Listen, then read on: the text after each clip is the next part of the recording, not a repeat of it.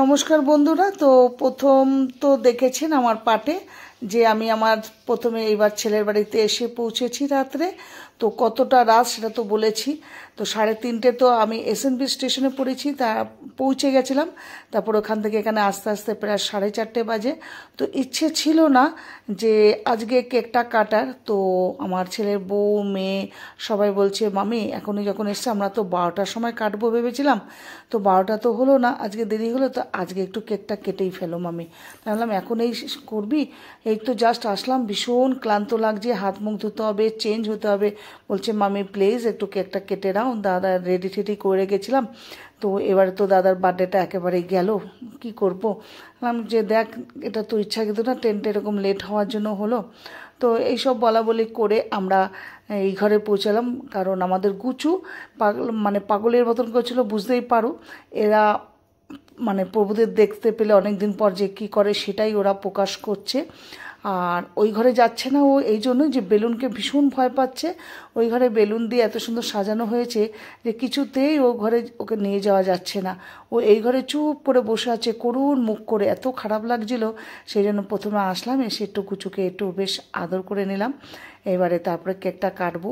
ভীষণ টায়ার্ড লাগছে, ভীষণ একদম ভালো লাগছে না, কিন্তু কী করে বেশ একটা আনন্দ, বেশ ঘরটাতে বেশ ভালো লাগছে। এসছি এতদিন পর, ছেলে মেয়ে গুচু ছেলের বউ সব, বুঝতে পারছো পরিবার যদি একসাথে হয় কতটাই না আনন্দ লাগে। হ্যাঁ, তবে ওর বাবা থাকলে একটু ভালো একটু আনন্দ হতো। যাই হোক, উনি আসতে পারেনি যেহেতু আমার শাশুড়ির শরীরটা খারাপের জন্য। যাই হোক, এবারে গুচুকে আদর করে এই ঘরে বসে পড়লাম একটুখানি লেমন চিকেন খেতে। এইটা হলো আমার ফেভারিট চিকেন। আর বিশেষ করে আমাদের নিউ আঙ্কেল কিচেনের যেটা আমরা খাই, সেই জিনিস ওখান থেকে আমার জন্য স্পেশাল এনে রেখে দিয়েছিল যে মামি আসছে, মামি খেতে এত ভালোবাসে যে আসার পর মামিকে দেবো, মামি খুব খুশি হয়ে যাবে। সত্যিই আমি লেমন চিকেনটা পেয়ে সমস্ত ক্লান্ত সব দূর হয়ে গেছে, মুখে তো হাসি আমার আর ধরছে না। বুঝতেই পারছেন যে কিভাবে আমি খাচ্ছি। আর সত্যি কথা খিদেও পেয়ে গেছিলো ভীষণভাবে। তো যাই হোক, সবাইকে 1 পিস 2 পিস দিয়ে আমি পুরোপুরিটা খেয়ে নিচ্ছি। এত ভালো লাগে ওই আঙ্কেল কিচেনের লেমন চিকেনটা। আমাদের কলকাতার রেস্টুরেন্টে সব জায়গাতে পাওয়া যায়, কিন্তু এরকম ড্রাই করে না, একটু বেশ গ্রেভি টাইপের। আর আমার গ্রেভিটা পছন্দ হয় না। আর এখানকার এই লেমন চিকেনটা অপূর্ব বানায়, এত ভালো লাগছে। এদিকেও আমার ছেলেকে ফোন করছে কত দূর, কারণ দেরি হয়ে যাচ্ছে, কেকটা মেল্ট হয়ে যাচ্ছে। যাই হোক, ভীষণ আনন্দ পাচ্ছি, আরও আনন্দ পাচ্ছি লেমন চিকেনটা পাওয়ার পর। ভীষণ ভালো লাগছিল। কতদিন পর যে ছেলে মেয়ের সাথে দেখা হলো, পাক্কা 1 বছর। প্রত্যেক বছর এপ্রিলে আমি এই ছেলের বার্থডে টাইমটা আসি আর পুরো গরমটা কাটিয়ে যাই। যাই হোক, ছেলেও পৌঁছে গেছে ঘরে সুস্থভাবেই। তো এবারে খেয়ে দিয়ে আমরা বসবো ওর কেকটা কাটতে। তো আমি তো কিছু গিফট আনিনি, কারণ ওকে তো একটা গিফট আমরা দেবো বলেছিলাম। সেই গিফটটা তো আপনারা অবশ্যই আমার নেক্সট ভিডিওতে দেখতেই পাবেন ওকে আমরা কি গিফট দিচ্ছি। তো এই কেকটা দেখো কি সুন্দর বানিয়েছে না? আমার কাছে কিন্তু ভীষণ ভালো লাগছিল, এত সুন্দর লাগছিল কেকটা, তো দারুণ লাগছিলো বেশ কেকটা। কেক ঠেক কাটাকাটি হচ্ছে। আর এইদিকে দেখো আমাদের গুচুকে, পাপা ও না আসছে না, এত খারাপ লাগছে ওকে দেখে। এই বেলুনগুলোর জন্য এত ওর মনটা খারাপ, ভয় পাচ্ছে না এত যে কিছুতেই ওকে আনা যাচ্ছে না। ও একেবারে ব্যালকনির এক কোনায় গিয়ে চুপ করে বসে তাকিয়ে তাকিয়ে দেখছে, নাহলে এতক্ষণ লাপাতে লাপাতে একাকার করে ফেলতো সমস্ত কিছু। যাই হোক, ও মোমবাতি সব সাজিয়ে দিচ্ছে, কেকটা কাটবো। আর বেশ ভালোই লাগছে।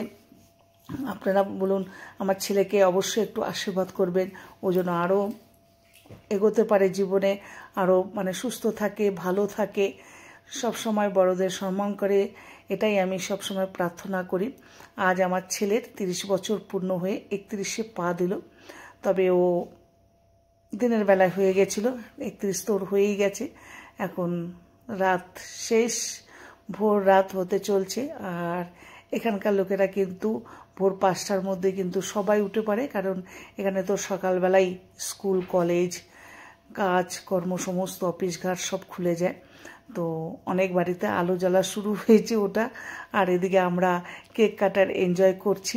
এটাও একটা বেশ একটা আলাদা টাইপের বেশ আনন্দ। এরকম ভোরবেলা কেক কাটা কখনো হয়েছে? আমাদের এই বছর আমার ছেলের বার্থডে হলো, ভোরবেলা কেক কাটাকাটি হলো।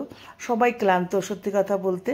ছেলে সেই রাত 11টা থেকে স্টেশনে বসেছিল আমার জন্য, কারণ এক এক সময় এক এক রকম অ্যানাউন্স করছে। আর বিশেষ করে মেয়ে খুব ভয় পাচ্ছিল যে মামি একা আসছে, দাদা তুই তাড়াতাড়ি চলে যা, ওখানে গিয়ে বসে থাকবি তবুও ভালো, তুই স্টেশনে বসে থাক। তাই বলছে যে আমি বোনের জন্য এত তাড়াতাড়ি এসেছি, নাহলে আমি বারবার দেখছিলাম যে কোথায় আছে ট্রেনটা, সেইভাবে বেরোবো। যাই হোক, কষ্ট তো হবেই, কারণ ডিউটি করে এসে ঘরে এসেই তাড়াতাড়ি করে আবার বেরিয়েছে। সত্যি কথা ওদের ক্লান্তটাও খুব লাগছিলো, মুখ দেখে বোঝা যাচ্ছিল যে ওরাও সবাই ভীষণ ক্লান্ত। আর এদিকে মেয়েও কিন্তু ডিউটি সেরে এখানে চলে এসেছিল।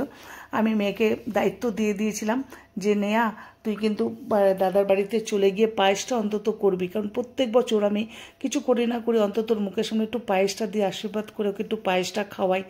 তো আমি ওখান থেকে গুড় কিনে রাখি, ফ্রিজের মধ্যে রেখে দিই, সেই গুড়টা নিয়ে আসি। ও গুড়ের পায়েস ভীষণ ভালোবাসে আমার ছেলে।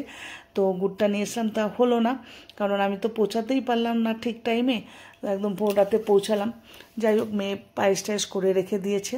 আর এদিকে ওর ছেলে, ওর মানে বউ, সেই ওকে একটা বেশ সুন্দর একটা কাপ পারফিউম গিফট করেছে।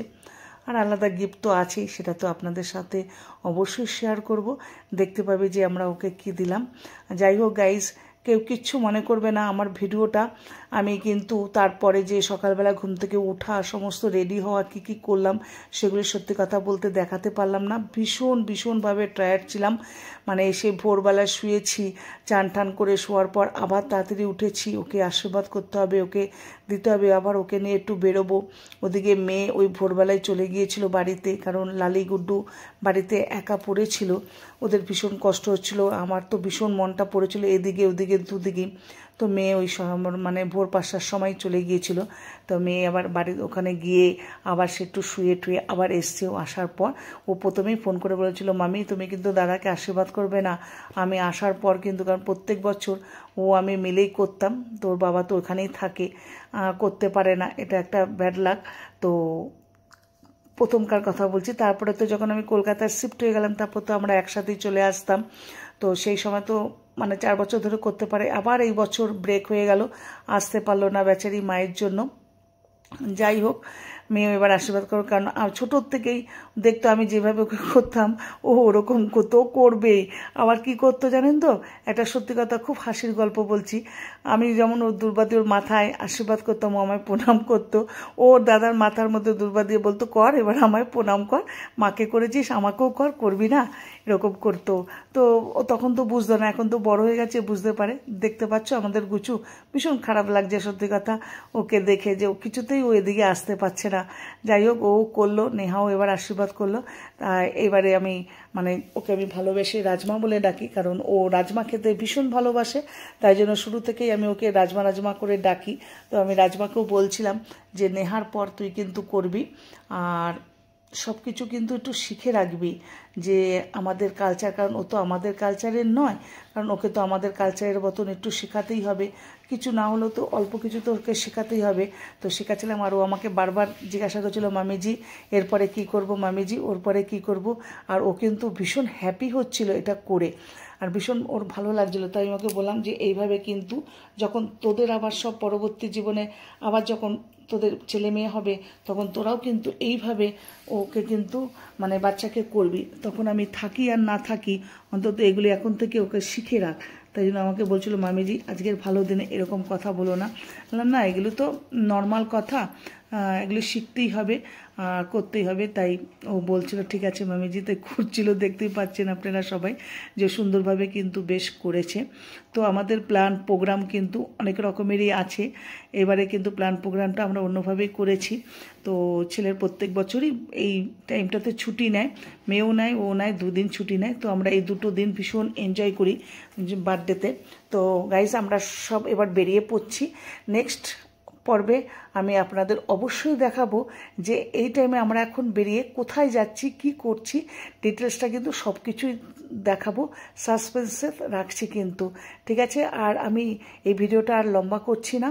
বন্ধুরা, আপনারা যে যেখান থেকে আমার এই ভিডিওটা ওয়াচ করছেন না কেন, প্লিজ একটু কমেন্ট বক্সে লিখবেন, তাহলে কিন্তু আমি আপনাদের একটু ধন্যবাদ আর ভালোবাসা দেওয়ার জন্য পৌঁছে যেতে পারবো আপনাদের কাছে। তার জন্যই বলি একটুখানি কমেন্টে লিখবেন আপনারা কে কোথা থেকে দেখছেন, আর ভালো লাগলে অবশ্যই কিন্তু একটা লাইক কমেন্ট করবেন, আর শেয়ার করতে কিন্তু ভুলবেন না।